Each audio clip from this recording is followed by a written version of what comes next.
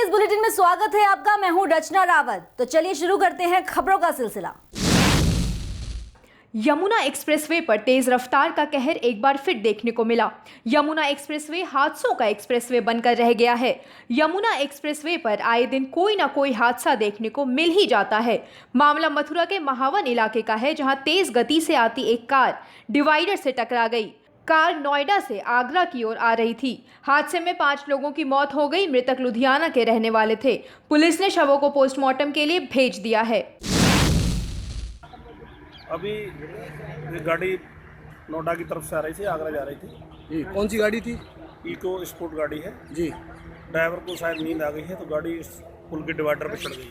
तो कितने लोग सवार थे इसमें? इसमें 5 लोग सवार थे जी। 4 लोगों की डेथ हो गई है, एक घायल है। मामला थाना घिरोर के कलहोर पक्षागढ़ी गांव का है, जहां रामप्रकाश भदौरिया अपनी पुत्री नीरू के साथ देर रात बैठे थे। तभी अचानक घर की कच्ची दीवार ढह गई और उसमें रामप्रकाश व उनकी विवाहिता बेटी नीरू, जो कि 1 माह से अपने मायके आई हुई थी, मलबे में दब गए। जैसे ही घटना की जानकारी गांव में हुई तो पूरे गांव में कोहराम मच गया, लेकिन जब तक दोनों को निकाला जाता तब तक दोनों की मौत हो चुकी थी। घटना की सूचना पर पहुंची पुलिस ने दोनों शवों का पंचनामा भर पोस्टमार्टम के लिए भेजा है। जैसे कच्ची दीवार थी, परसों बारिश जब हुई थी तो दीवार के ऊपर एक छप्पर रखा हुआ था। जैसे ये छप्पर में ये दोनों लोग बैठे हुए थे, लड़की भी बैठी थी, उसके पापा भी बैठे थे। और जब वो बातचीत कर रहे थे, बातचीत करते ही एकदम छप्पर ऊपर गिरा और दीवार ही उसे पलट गई ऊपर। भाई कच्ची दीवार थी, बारिश तो हो रही है, 2-4 बार बारिश तो हो चुकी थी, छप्पर पड़ा हुआ था। दोनों माँ ये पिताजी और लड़की बैठे हुए थे वहाँ पे, बातचीत कर रहे थे आराम से अपने। एकदम से ही दीवार में पता नहीं क्या हुआ, गिर पड़ी। मिर्जापुर में लगातार हो रही बारिश ने ग्रामीण इलाकों में तबाही लाना शुरू कर दिया है। कच्चे मकानों में रहने वाले के मकान ध्वस्त हो गए हैं, उनके मवेशी भी बह गए और जो घर में रखा अनाज था वो घर के साथ ही दफन हो गया है। बेचारे गरीब ग्रामीण बचे अनाज और जानवर को किसी तरह से इकट्ठा कर सुरक्षित स्थान की और पलायन करने को मजबूर है। अचानक आई इस आपदा से निपटने के लिए प्रशासन भी तैयार नहीं हो सका। स्थानीय लोगों ने बेघर हो चुके लोगों को भोजन कराया और उनकी मदद की। वहीं मणिहान के कई गांवों में गांव वालों ने अपना घर बचाने के लिए सड़क खोद डाली, जिससे कि पानी उनके घरों तक ना पहुंचे और उनका भी घर परिवार और मवेशी सुरक्षित रहे। साहब इसमें से हमसे पूछना की बात नहीं है, कैसे पूछा जाए। अब हम लोग कैसे जिएंगे? गेहूँ, चावल, मटर, सारा व्यवस्था तो हमारा लोग का सब तो खत्म हो गया है। दरअसल मामला रामपुर के तहसील शाहबाद परिसर का है, जहां राशन की दुकान बहाल कराने को लेकर नया सागरपुर गांव के दर्जनों ग्रामीणों ने एसडीएम दफ्तर पर प्रदर्शन किया। ग्रामीणों का कहना है कि कोटा निलंबन से ग्रामीणों के सामने समस्याएं आ रही है। राशन न मिलने से गरीबों को दिक्कत हो रही है। ग्रामीणों ने बताया कि गांव के 2 लोगों ने चुनावी रंजिश में झूठे आरोप लगाकर दुकान निलंबित करा दी थी, जबकि हमारे गांव का कोटा डीलर हमें पूरा राशन देता है। उपरोक्त लोगों ने फिर से हमारे कोटा डीलर की झूठी शिकायत की, जिस पर उसको पुलिस द्वारा थाने में बंद कर दिया। ग्रामीणों को कोटा डीलर की रिहाई के साथ राशन की दुकान बहाल की जाएगी। जी, सागरपुर को कोटा निलंबित हो चुका है जी, जिला पूर्त अधिकारी के आदेशानुसार। और गांव में सूचना मिली थी कि वहां कोटा वितरण किया जा रहा है, उसी पर कार्रवाई की गई है। गांव के कुछ लोग इकट्ठा होकर के प्रार्थना पत्र दिया है, जांच कराकर इसमें कार्रवाई की जाएगी। कानपुर कलेक्ट्रेट के एडीएम फाइनेंस कार्यालय में मौजूद रहस्यमयी तिजोरी आजकल चर्चा का विषय बनी हुई है। यह तिजोरी कोई मामूली तिजोरी नहीं है। अंग्रेजों के जमाने की इस तिजोरी को लंदन की होबस हार्ट लिमिटेड कंपनी ने बनाया है। कई सालों से इस तिजोरी को खोलने की कोशिश की जा रही है, लेकिन यह तिजोरी आज तक नहीं खुल पाई। इस तिजोरी को खोलने के लिए एक कमेटी भी बनाई गई है। इस तिजोरी में कई महत्वपूर्ण दस्तावेज और कीमती सामान होने की आशंका जताई जा रही है। इस तिजोरी की चाबी भी लापता है।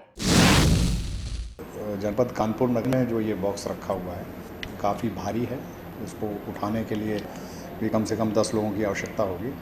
इसकी चाबी भी मिसिंग है, लेकिन प्रथम दृष्टया लगता है कि ये इसी पर्पज़ के लिए बनाया गया बॉक्स है। और इसके अंदर क्या है, इससे रिलेटेड डॉक्यूमेंट्स कहाँ हैं, इन सब की छानबीन की जा रही है और जो भी तथ्य होंगे वो शीघ्र ही आपके सामने लाए जाएंगे। उत्तर प्रदेश के जिला रामपुर टांडा से बाबा अमरनाथ के दर्शन के लिए अमरनाथ यात्रा हर वर्ष की तरह इस वर्ष भी निकली जा रही है। इस जत्थे में करीब 2 दर्जन से ज्यादा लोग शामिल हुए हैं। यह यात्रा इंसानियत और भाईचारा के पैगाम को लेकर निकली जा रही है, जिसमें हिंदू मुस्लिम भाइयों ने यात्रा का स्वागत फूल मालाएं पहनाकर किया जा रहा है। वहीं बाबा भंडारी सेवा मंडल के महामंत्री ने बताया कि 13 साल से अमरनाथ में 2 जगह भंडारे लगाए जा रहे हैं, जिसमें यात्रियों को विशेष सुविधाएं दी जाती है। उनका रहना, खाना, सोना, सुरक्षा से लेकर मेडिकल की समेत सभी तरह की सुविधा प्रदान कराई जाती है। और पिछले साल से पहली बार इस संस्था ने ऐसा कार्य किया है। जहां से यात्रा शुरू होती है वहां से लेकर बाबा के दरबार तक लाइटों की व्यवस्था की गई है और कहा कि हम कामना करते हैं कि हमारे जितने भी यात्रीगण अमरनाथ दर्शन के लिए जा रहे हैं उनको अच्छे से दर्शन हो, उनकी मनोकामनाएं पूर्ण हो और सफल यात्रा रहे। भोले भंडारी सेवा मंडल की शाखा टांडा की ओर से हर साल की भांति इस साल भी अमरनाथ यात्रियों का एक जत्था जो कि अमरनाथ दर्शन के लिए जा रहा है, उसके लिए आज हमने पदयात्रा निकाली और पदयात्रा बहुत भव्य, बहुत अच्छी रही। सब लोगों ने, हिंदू मुस्लिम भाइयों ने उसका स्वागत किया, फूल मालाएँ पहनाई और हम कामना करते हैं कि हमारे जितने यात्रीगण यहाँ से दर्शन के लिए जा रहे हैं उनको अच्छे से दर्शन हो, सकुशल उनकी यात्रा रहे। कानपुर के जूही सफेद कॉलोनी में घर में चैन की नींद में सो रहा पूरा परिवार मौत के मुंह में समा गया। दरअसल बारिश के चलते कमरे में सो रहे 3 लोगों की सांसें कमरे की छत के नीचे ही थम गई। लालू अंडे का ठेला लगाकर अपने 2 बच्चे अर्पित और अभिषेक और अपनी पत्नी राधा को पाल रहा था। बीती रात लालू, राधा और छोटा बेटा अर्पित कमरे में सो रहे थे। तभी लगातार चल रही बारिश के समय कमजोर हो चुकी छत अचानक दह गई और तीनों की सांसें उस समय छत के नीचे ही थम गई। मामला देर रात के होने से लोगों को घटना की जानकारी नहीं हो पाई। जब सुबह लोगों को घटना के बारे में पता चला तो कमरे का मलबा हटाकर तीनों लोगों के शव को बाहर निकाला और तुरंत प्रशासन को सूचना दी। मौके पर प्रशासन ने पहुंचकर शव को कब्जे में लेकर पोस्टमार्टम के लिए भेज दिया। लालू का बड़ा बेटा अपनी नानी के घर गया हुआ था, जिसके कारण वह मौत के मुंह से बच गया। क्षेत्रीय लोगों की मांग है कि परिवार को प्रशासन द्वारा मुआवजा दिया जाए। और रात में कब छत गिरी किसी को जानकारी नहीं हुई, मिट्टी की छत थी, उससे दब गए थे। तीनों की मृत्यु हो गई है और इनको अस्पताल भिजवाया गया है। और सुबह इस घटना की जानकारी 6 बजे हुई थी। और प्रशासन की ओर से कोई मदद की है? प्रशासन की ओर से इनके रिहेबिलिटेशन के लिए तत्काल जो कि और मकान हैं आसपास जो छत जिनके गिरने की संभावना है, इससे लोगों को हटाने की व्यवस्था, प्लस जो भी नियमानुसार आर्थिक अनुदान है उसके लिए सीएम साहब और नगर निगम की सारी टीमें लगी हुई हैं। पूरी व्यवस्था हम लोग करा रहे हैं। नियमानुसार देखा जाएगा, उसको टीम लगी हुई है तहसील की, वो तहसील के हैं। हम लोग जो है कह रहे हैं कि गरीब हैं तो हम मुख्यमंत्री सहायता को उसके लिए लिखेंगे अपनी तरफ से।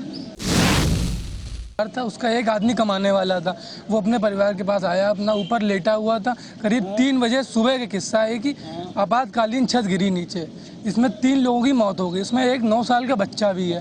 पूरा प्रशासन आया है, सब बात चल रही, आश्वासन की मांग, आश्वासन कहा, आश्वासन मिलेगा, कब तक मिलेगा अभी कुछ कहा नहीं जा रहा है, कोई लिखित प्रमाण नहीं दिया गया है, कोई बातचीत नहीं हुई है, बस केवल आश्वासन दिया जा रहा है। आजकल यौन शोषण की घटनाएं रुकने का नाम ही नहीं ले रही है।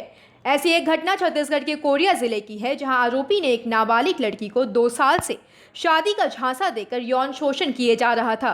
जब पीड़िता ने शादी करने को कहा तो आरोपी ने मना कर दिया। इसके बाद पीड़िता ने घटना की जानकारी पुलिस को दी।